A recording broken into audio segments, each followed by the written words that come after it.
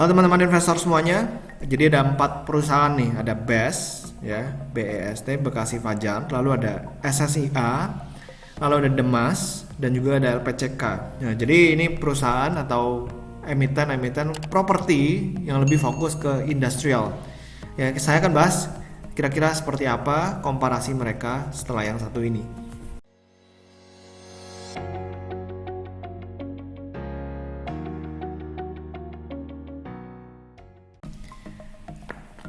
Nah, jadi saya pakai yang namanya Stockbit ya. Stockbit di sini datanya lumayan komplit. Jadi kita akan lihat nih ada kodenya BEST, SSIA, Demas dan juga LPCK.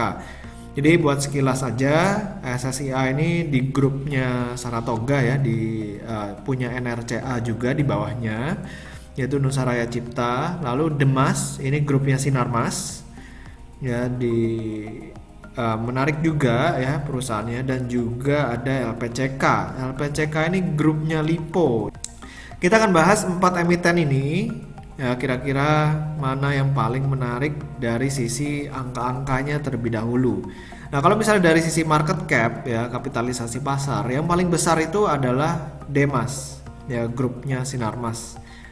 Jadi ini market cap-nya 11,2 triliun, sementara yang lain itu di kisaran 1,6 sampai 2 triliunan.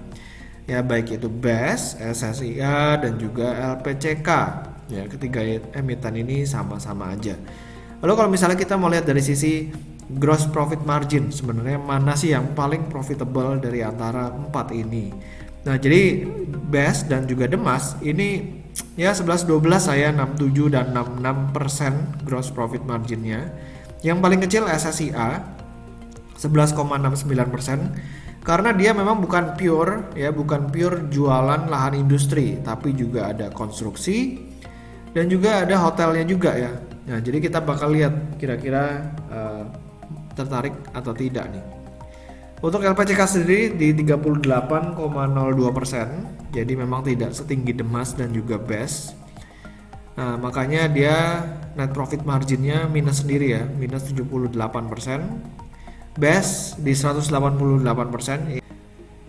Lalu ada Demas, net profit marginnya di kisaran 18%. Jadi cukup menarik nih antara BEST dan juga Demas kalau misalnya kita ngelihat sekilas dari sisi ini. Nah, kita juga bisa lihat sebenarnya dari historinya, sebenarnya BEST itu seperti apa net profit marginnya. Kenapa tiba-tiba dia bisa meningkat mencapai setinggi itu. Nah, ini dia.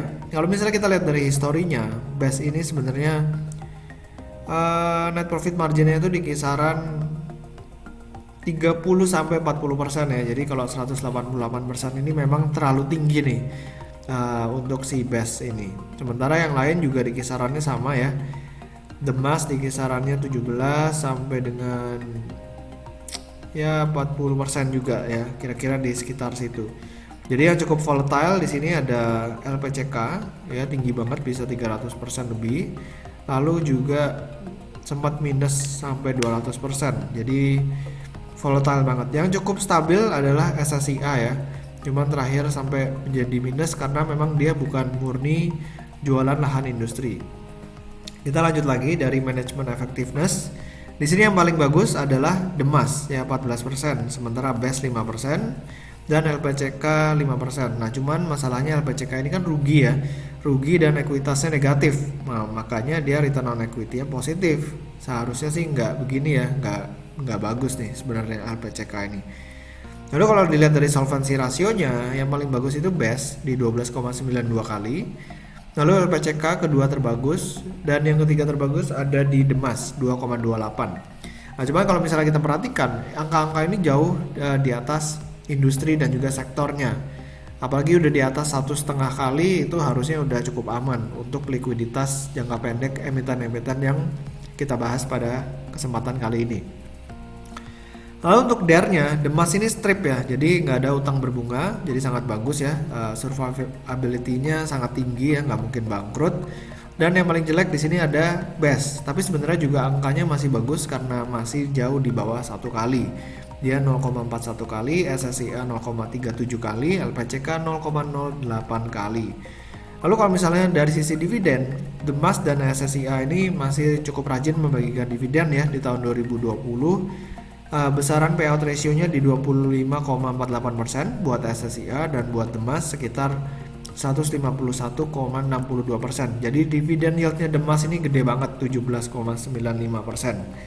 Nah, untuk BES dividen yieldnya 4,97%. LPCK nggak membagikan dividen sama sekali. Dari dulu sampai sekarang nggak pernah bagi dividen. Lalu kita bakal coba ngelihat dari sisi harganya. Nah, price to book value ratio ya kita pakai karena price to earning ratio-nya sangat-sangat volatile nih untuk emiten-emiten industrial property yang satu ini.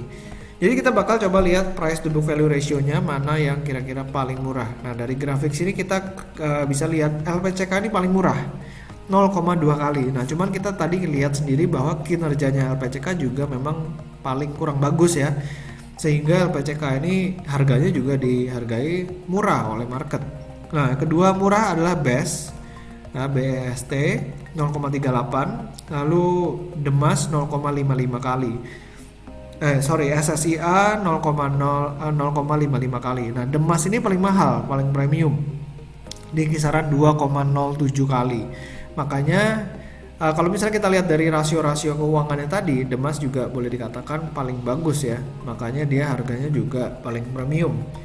Nah, tapi kalau misalnya kita tarik 5 tahun, 10 tahun lah, 10 tahun terakhir ya. 5 tahun. Ini ada spike nih. Nah, jadi kalau misalnya kita lihat dari 5 tahun terakhir, The Mas ini harganya udah di posisi agak mahal. Jadi buat para investor mungkin nunggu ya di kisaran 1,5 kali juga udah mulai rata-rata nih harganya. Nah, untuk saham-saham yang lain seperti SSIA dia lagi di level cukup rendah ya. Begitu juga dengan BES, apalagi LPCK. LPCK ini udah di bottom nih ya kalau misalnya kita lihat. Oke, jadi lahan industri ini kedepannya diharapkan bakal booming karena adanya Omnibus Law ya. Jadi FDI bakal masuk ke Indonesia, Foreign Direct Investment, dan diharapkan akan membangun pabrik-pabrik, lalu beli lahan ataupun minimal sewa lahan ya, sehingga permintaan lahan industri kedepannya diharapkan akan meningkat. Jadi semoga video kali ini bermanfaat. Jangan lupa buat di subscribe YouTube channel Pesan Saham dan juga follow Instagram saya di Pesan Saham. Sampai ketemu di video berikutnya. Selamat berinvestasi.